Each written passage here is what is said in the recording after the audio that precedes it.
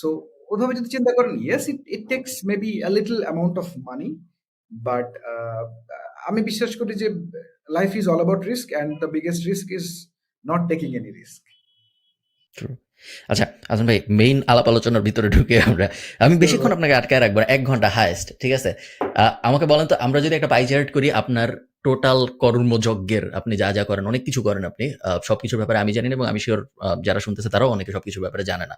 পাই চার্টের মধ্যে আসলে কি কি আছে, কোনটার থেকে কিরকম, কোনটার উপর আপনার কিরকম ফোকাস? আমি যদি পাই চার্ট করতাম, ধরেন বাল্ক চলে যাইতো হয়তো এজেন্সি আর কোর্সে, মাইনর স্টাফ থাকতো নিউজলেটার বা বিড়ালের ব্যবসা, ওইসব হাবিজাবিতে। তো আপনার একটা পাই চার্ট যদি আমরা করি, কতগুলা সেগমেন্ট আছে, কোন সেগমেন্ট থেকে কিরকম, আমার কোন সেগমেন্ট কিরকম ফোকাস?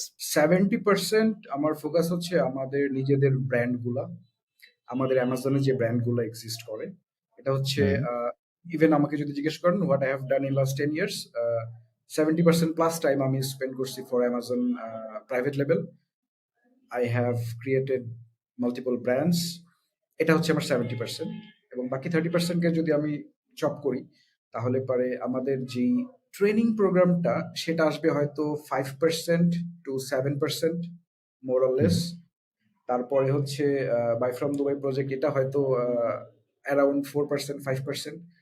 এরপরে যেগুলা, সেগুলা হচ্ছে যে I have some investment portfolio, ওইখানে আবার আমি একটু অ্যাক্টিভলি টাইম দিই, অ্যারাউন্ড 15%, 20%।